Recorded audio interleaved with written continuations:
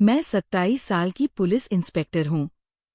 मेरी शादी को 3 साल हो चुके हैं, लेकिन अब तक मुझे संतान सुख नहीं मिला है। मेरे पति दीपक दूसरे शहर में अपना बिजनेस संभालते हैं और मेरी पोस्टिंग एक ऐसे शहर में हो गई जो मेरे ससुराल से लगभग 150 किलोमीटर दूर था। रोज आना जाना संभव नहीं था, इसलिए मैंने वहां किराए का घर ले लिया। जब मैं घर से निकल रही थी तो मेरी सास ने ताना मारते हुए कहा कि काम के पीछे परिवार को मत भूल जाना। मैंने शांत स्वर में जवाब दिया कि पुलिस की नौकरी छोड़ना आसान नहीं होता। दीपक ने मुझे समझाया कि वो हर रविवार मिलने आएंगे, लेकिन मेरी ड्यूटी ऐसी थी कि छुट्टी मिलना मुश्किल होता था। दिन भर केस और रात में फाइलें, यही मेरी जिंदगी बन गई थी। दीपक जब भी आते या फोन करते तो अक्सर एक ही सवाल पूछते कि मैं अकेले कैसे रहती हूँ, क्या मेरी जिंदगी में कोई और तो नहीं। मैं उनकी बात सुनकर नाराज हो जाती क्योंकि मुझे खुद के लिए समय नहीं मिलता था। फिर भी मैं उन्हें समझाती कि भरोसा ही रिश्ते की नींव है। हम दोनों ने मेडिकल जांच भी करवाई थी। डॉक्टरों ने कहा सब ठीक है, फिर भी बच्चा नहीं हो रहा था। ये बात मुझे अंदर ही अंदर तोड़ती रहती थी। ऐसे ही एक दिन मेरे पड़ोस में एक लगभग 31 साल का एक आदमी रहने आया। उसका नाम सनी था। वह अपनी छोटी बेटी के साथ आया था। उसने बताया कि उसकी पत्नी भी साथ है, लेकिन मैंने उसे कभी खुले तौर पर बाहर आते नहीं देखा। पहले दिन वह मेरे घर पर पानी मांगने आया और बोला कि आज ही शिफ्ट हुआ हूँ। मैंने उसकी बोतल भर दी और सामान्य बातचीत की। उसने पूछा कि मैं अकेली रहती हूँ क्या। मैंने बताया कि मेरे पति दूसरे शहर में हैं और मैं पुलिस विभाग में हूँ। वह ये सुनकर खुश हुआ और बोला कि अब इलाका सुरक्षित है। उसकी बातों में सहजता थी और वह अक्सर हेलो हाय करने लगा। एक दिन उसने देखा कि मैं बाहर से खाना मंगवा रही हूँ, तो वह बोला कि इतना बाहर का खाना स्वास्थ्य के लिए ठीक नहीं है। उसके बाद कभी कभी वो अपने घर का बना खाना देने लगा। मैं दिन भर की थकान के बाद किसी से सामान्य बातचीत कर लेती तो थोड़ा हल्का महसूस करती, इसलिए उसकी बातों में मुझे राहत मिलती थी। हालांकि वह कभी अपनी पत्नी को साथ लेकर नहीं आया, ये बात मुझे खटकती थी। उसकी बेटी कभी कभी दिख जाती, लेकिन बहुत सहमी हुई रहती थी और किसी से खुलकर बात नहीं करती थी। 1-2 बार मैंने उसकी पत्नी को दूर से देखा। वह हमेशा घूंघट में रहती थी और दरवाजा कम ही खोलती थी।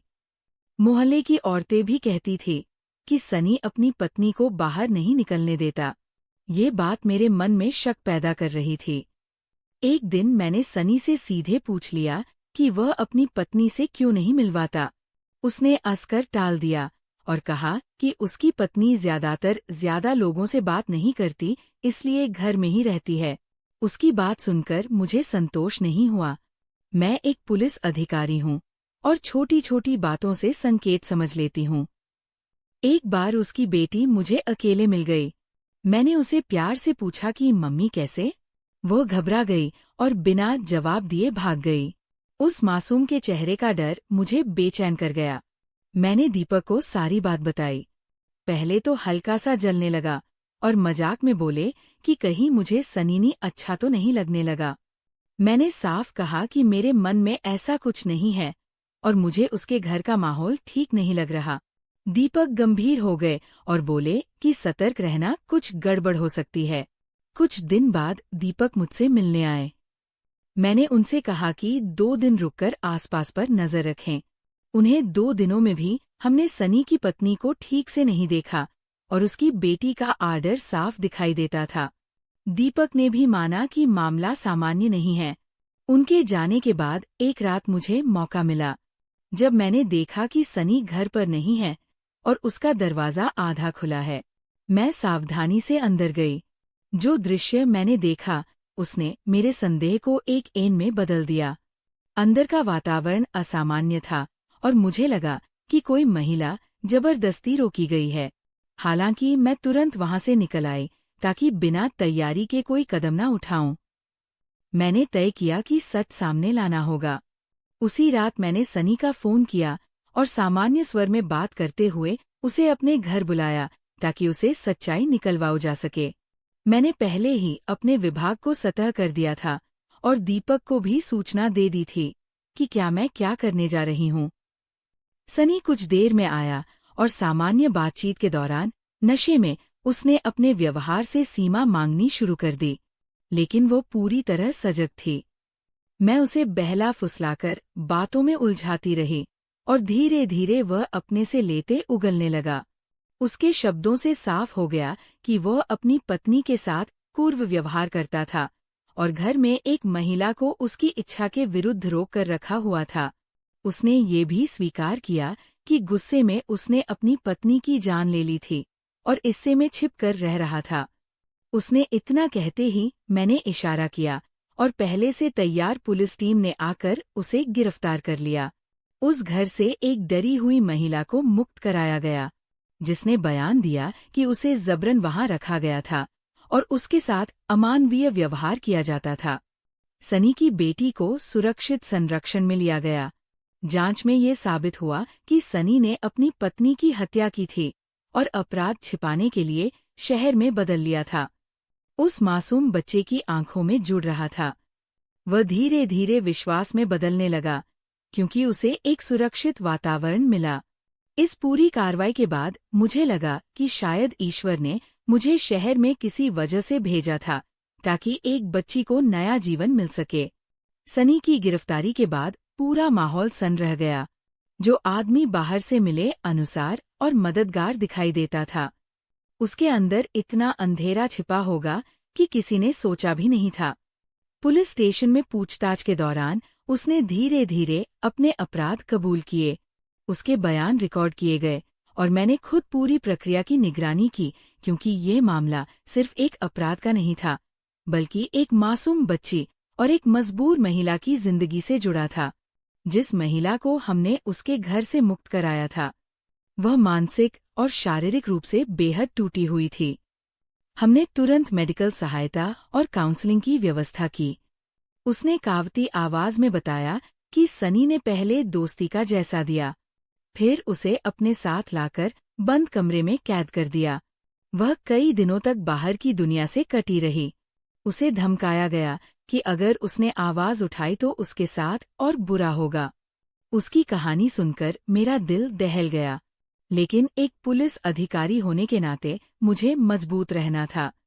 उसकी सुरक्षा के लिए महिला संरक्षण गृह में अस्थायी व्यवस्था कराई गई, ताकि वो सुरक्षित रह सके। सनी की 7 साल की बेटी को जब हमने चाइल्ड वेलफेयर कमेटी के सामने पेश किया तो वो अब भी डरी हुई थी। किसी से आंख मिलाकर बात नहीं करती थी। मैंने धीरे से उसका हाथ थामा और भरोसा दिलाया कि अब कोई उसे डराएगा नहीं। कुछ दिनों में उसने थोड़ा खुलना शुरू किया और पता चला कि लंबे समय से भय के माहौल में जी रही थी।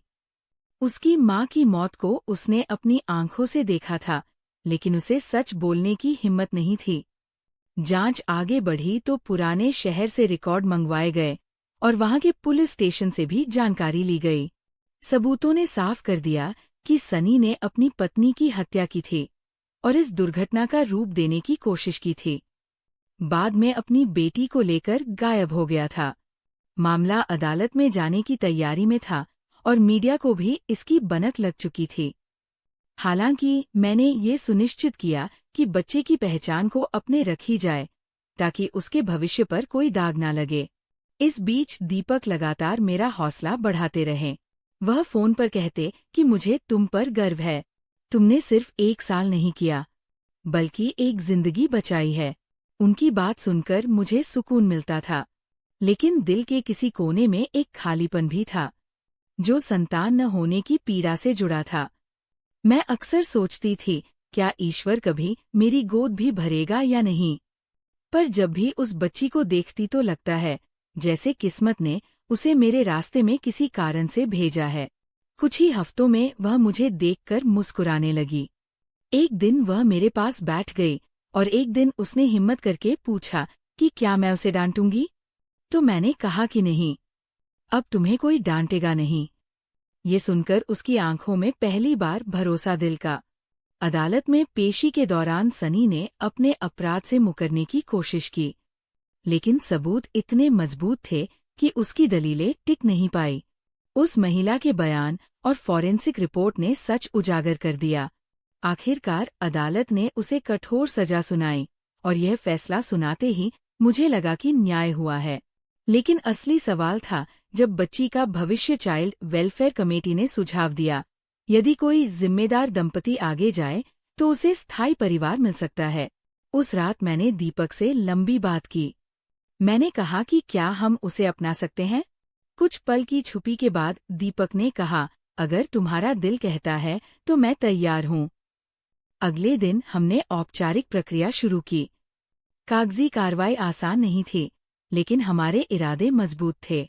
धीरे धीरे बच्ची हमारी घर आने लगी और मेरे साथ समय बिताने लगी। वे खुलकर बातें करने लगी थी और स्कूल जाने की इच्छा जताती थी। मैंने उसके लिए अच्छे से स्कूल में दाखिला की तैयारी शुरू कर दी।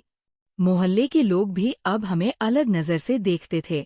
उन्हें एहसास हो गया था कि सत्र का और साहस से कितना बड़ा अपराध पकड़ा जा सकता है। मेरी सास को जब ये बात पता चली तो पहले तो वह चौंकी, लेकिन जब उन्होंने बच्ची को देखा तो उनका दिल पिघल गया।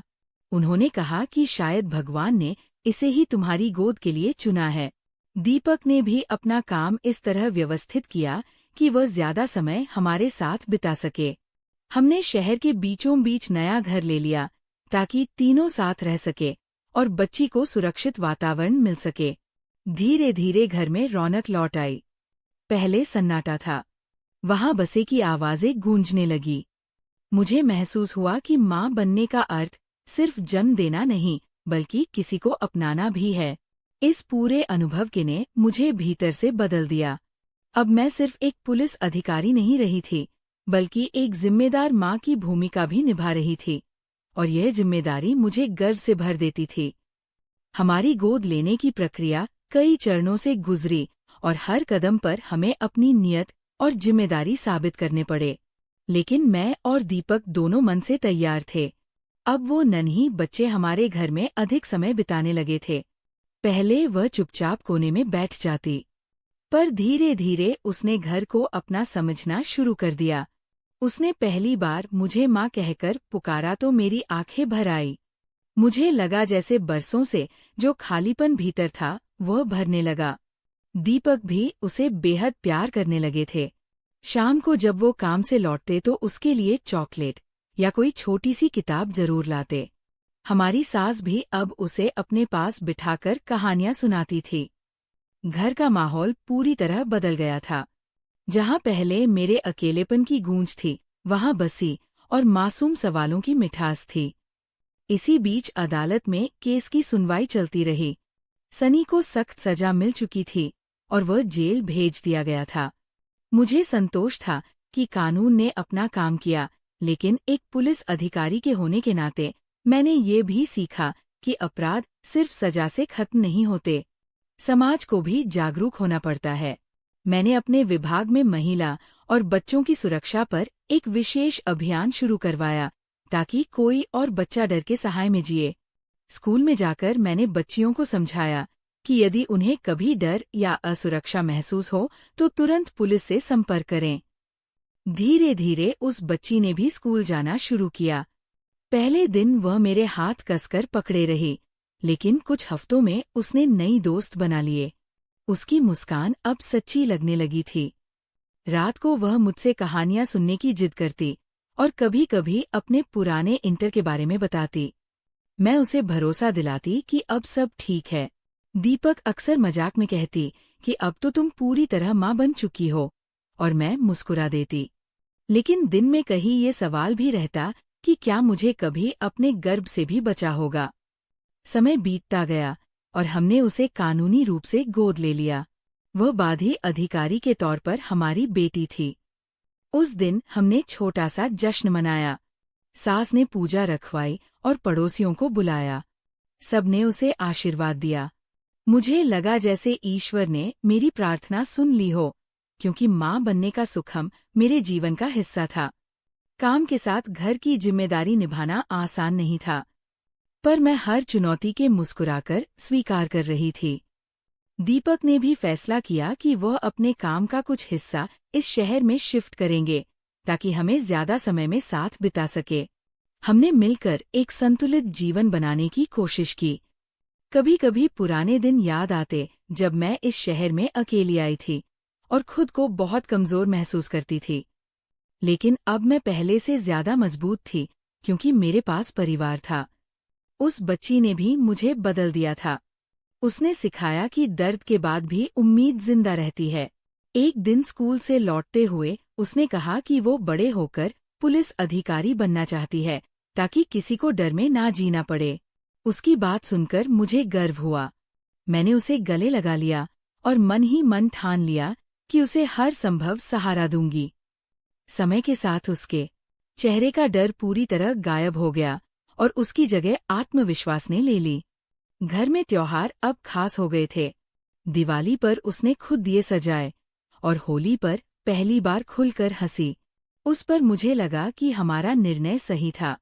लेकिन जीवन ने हमारे लिए एक और सरप्राइज तैयार कर रखा था जिसे हम सब तब तक नहीं जानते थे। समय यूं ही आगे बढ़ता रहा और हमारा घर खुशियों से भरता गया। हमारी बेटियां पूरी तरह हमारे जीवन का हिस्सा बन चुकी थी। उनकी हंसी से घर गूंज उठता था और उसके सवालों से हर शाम जीवित हो जाती थी। मैं अपनी ड्यूटी पर जाती तो दरवाजे तक छोड़ने आती और कहती कि मम्मी आप भाव दूर हो।